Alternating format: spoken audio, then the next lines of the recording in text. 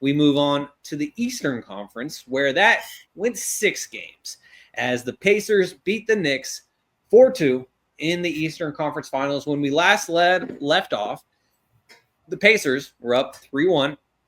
The Knicks go home to New York. They control Game 5. They win it. They send it back to Indianapolis. There was a closely contested first half this past weekend in Indianapolis, but then the Pacers pulled away in the second half, and they asserted their dominance en route to the NBA Finals, their first NBA Finals since 2000, when Reggie Miller, the guy who was commentating the game, led the Pacers there, and obviously they ultimately lost to the Lakers in the Finals 25 years ago. But the thing that I wanted to start things off here with this series is that Pascal Siakam was named the Eastern Conference Finals MVP. Kevin, in our Stats Over Politics group chat, the fantasy group chat, Kevin said, "Oh, Kings fans, here we go again. Another bad day to be a Kings fan. Another bad day to be a Kings fan. The Conference Finals MVP, we drafted and traded away." And then he was like, "Oh, wait, never mind. It was Pascal Siakam." So, Kevin, what did you think of this series? But also, did the right guy win the MVP award? Yeah, the right guy won the MVP award. I mean, you take away the triple-double, Tyrese didn't really play that great. He had a single-digit game. And what world does the Eastern Conference Finals MVP have a single-score game? I was telling Alex, Pascal Siakam was looking like Kevin Durant on the Warriors. 30 points here, 28 points here, 45 points there. You take Pascal Siakam out the mix, I don't think they win the series. I mean, I know, Neesmith hit 9 threes game 1. So if that doesn't happen, I think this series looks a lot different, and there's a game 7. But we have to talk about what actually happened. But Tyrese Halliburton's a great player. He's just a pass first guy. So he's not with Tyrese Halliburton. He's not a guy where you look at the stats. You look at the guys around him, because guys like Aaron Neesmith and Miles Turner and Pascal Siakam don't get going if he doesn't get them that outlet pass and they take 2 dribbles to get to the layup. I saw something on Twitter today that I wanted to get your thoughts on. I'm not a big believer of it, but someone said Tyrese Halliburton is what we all thought Lonzo Ball was going to be. What do you guys think about that? I mean, I think Lonzo was that guy, specifically once he got to Chicago, but his knee injury is ultimately what got in the way of that. And the reason why I say that is I saw a clip of DeMar DeRozan talking on some podcast. I don't know what the podcast was, but I saw a clip of DeMar talking about his first season in Chicago when him and Zach LaVine were each All-Stars, and then the team was number 1 seed. Exactly, number 1 seed in the Eastern Conference, and then Lonzo hurt his knee, and everything went downhill from that point. And so I would say, barring an injury, Lonzo probably would have. But Tyrese doesn't really play defense. Lonzo locks motherfuckers up. Well, exactly. You remember that summer league when Lonzo came out the league and he had like 29 in the summer league? I thought he was going to be. Magic Johnson said his name was going to be the director. He's better than Steph Curry. I've seen him with my own 2 eyes. Bro. Yeah, and I'll even Summer League MVP. He indeed did not win Summer League MVP. He did it? Who won? Kyle Kuzma did. Oh, yeah, you're right. It was Kyle. Because when Lonzo went down, that's when Kuzmania started. That's a good exactly. That was a great pull, because I definitely thought that Lonzo won summer. Anyways, point being, I this isn't going to make me look great, but I have to mention it anyways. Going into that 2017 draft, I thought Lonzo would have a better career than De'Aaron Fox. Obviously, Lonzo ended up having a knee injury that kind of got in the way of his rise, but De'Aaron, he ascended much faster, and De'Aaron has clearly had the better NBA career to this point. I mean, you can really say he had one better year. He got 2 max contracts, Kevin. Yeah, and one guy put money into it. I mean, he has 1 All-NBA season and 1 All-Star season. Okay, but that's still more than Lonzo. Yeah, but I'm just saying, if he's not hurt, I mean, it's hard to compare him. Yeah, that's fair. And so who's better out of college, Kevin? Who's better in college? Who was better out of college? That's not fair, because Lonzo was UCLA. De'Aaron Fox had Malik Monk scoring 50 and Bam Adebayo. You can't name another pro on that UCLA team. It was literally the Lonzo Ball show. that tape back. Well, Run that tape back. Yeah. Come on. Man. While we're talking about, they played twice against each other in college. Darren gave him that work. Okay, so out of 2 games, De'Aaron Fox was better. They both went to the Sweet 16, so that's north of what, 35 games? You had to take 4 games, Fox 2 games. Fox was better out of high school or out of college. Well, and while we're talking about Lonzo, I just have to mention something that only people from Sacramento or around Sacramento will understand this, but I'll never forget because that was when I was a freshman in college, just as Lonzo and De'Aaron were. But Sacramento was hosting the NCAA tournament that year, and UCLA played in Sacramento. And I heard that UCLA was practicing at Rio Americano High School. And like I went to Rosemont, which was like down the street from Rio. Pretty much, I just kind of. Yeah, pretty much. Streets. Yeah. I mean, you take American River Parkway, whatever. Go down Watt. But anyways, I just thought that was so cool, and I was so jealous of everyone that I knew who was still at Rio at that point. I was like, wow, they got Lonzo and UCLA over there. Like, how cool is that? That's cool. I didn't know that. Yeah, it was pretty cool. I was pretty jealous at the time.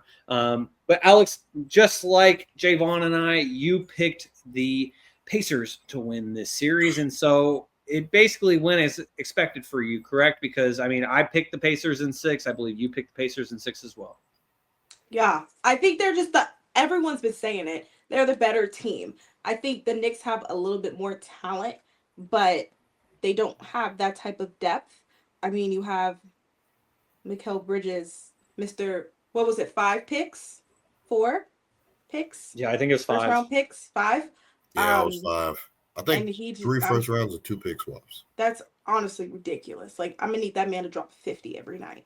But anyway, I think the right person won the MVP because of Siakam's efficiency as well, and where he was getting his shots from. I think he hit mid-rangers, he hit 3-pointers, he got to the rim a lot of the time. So I'm not mad that it went to him, but I also disagree with what Kevin's statement said earlier was like Siakam was the only reason they won. I think what's his name? Tyrese Halliburton. Like, he actually had a really great series as well. Specifically, his assist to turnover ratio was ridiculous, and he is the engine of that team. He's the one that pushes the pace and things like that. And if you don't have him, the Pacers aren't the Pacers type of thing. So I could have seen it going both ways. It didn't really matter to me. And I'm not surprised that the Pacers won. I'm just surprised that the Knicks lost 2 games at home. Like that's ridiculous. And I'm hoping that OKC stops 2 things. Well, I'll talk about that later. Long story short, I'm just really disappointed in the Knicks. Because I do think they had a chance to make to the finals, and this was their year to do it. Boston's out, Cleveland's out. Boston's probably out next year as well. Milwaukee's done with Giannis leaving. Like, you could be the big dog in the East type of thing. And why not start now? But there they go.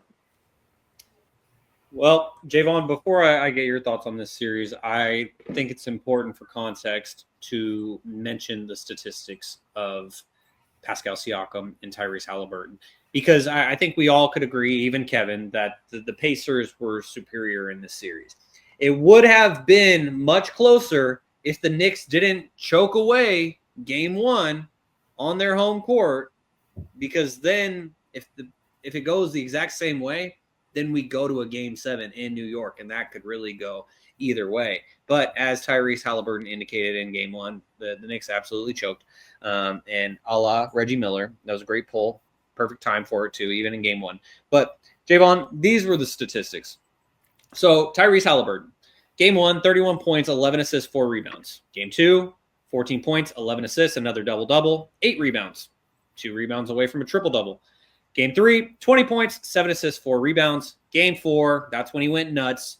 32 points, 15 assists, 12 rebounds, 0 turnovers. That should be mentioned. Game 5, that was his worst game of the series, and that's the outlier that a lot of people are going to point to. because it was a triple single. 8 points, 6 assists, 2 rebounds. But then game 6, 21 points, 13 assists, 6 rebounds. So throughout the series, Tyrese Halliburton had 4 double-doubles in 6 games. And then you go to Pascal Siakam. Game 1, 17 points, 6 assists, 5 rebounds. Game 2 is when he went nuts. 39 points and 5 rebounds, shooting 65% from the field. 39 points on 65%. That's damn good. Game 3, pedestrian numbers, 17 points, 4 rebounds, 2 assists. Game 4, another good game. 30 points, 5 rebounds, 2 assists. Game 5, 15 points, 6 rebounds, 5 assists. So they both kind of had rocky game 5s. Then you go to game 6. Pascal had his third 30-point game of the series with 31 points, 5 rebounds, and 3 assists. So with all of those stats, Jaevon, do you make it unanimous? Well, I don't think it's unanimous because I think Tyrese Halliburton should have won Eastern Conference Finals MVP, but maybe that's just my bias from being a fan of him since the Kings drafted him. But Jaevon, are you going to make it 3-1 that the right guy won Eastern Conference Finals MVP? I mean, I said it on last week's podcast that Pascal might win it. Oh, you're crazy. You're out of your mind. It's going to be Tyrese Halliburton. And Kevin comes out and said, Pascal's the right guy to win. That was not what he was saying last week. This was also before he went for 43 points, Ty. We recorded the day of him going for 43. And you know what's recorded crazy? 24 hours later. I said it before. I would have been on your boat. I said it before all that. So this was right. I mean, it really comes down to Tyrese is not. I've already said this, and Kevin's already mentioned it. He's not a guy that you can consistently count on. I need you to go get 30. Now, I'm not saying he's not capable of that. That's just not what his game entails. He is kind of reminding me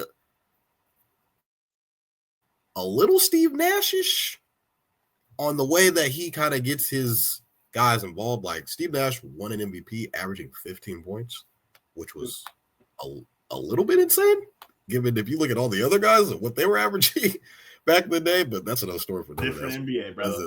Yes. But I think what he really wants to do is get his guys involved, but he can attack the basket when he wants to. I mean, you guys have seen the flashes when he was here in Sacramento. He's a guy he's the engine that runs your entire team. And I feel like if he wasn't on that team, they don't get that far. I think we can all attest to that and how important he's been for them in this entire playoff run. And then for them to get to the finals, it's remarkable. And they were in the Eastern Conference Finals last year. So a lot of people said that Eastern Conference was a fluke. They went back this year and they did it again, and they did it. They're even better. They're in the finals now. So, I mean, Pascal was the scorer of the entire – I mean, he was the consistent scorer of this team. And if you look at if you kind of just go back to that Pascal Siakam trade, they didn't really give up that much. They didn't give up an arm and a leg.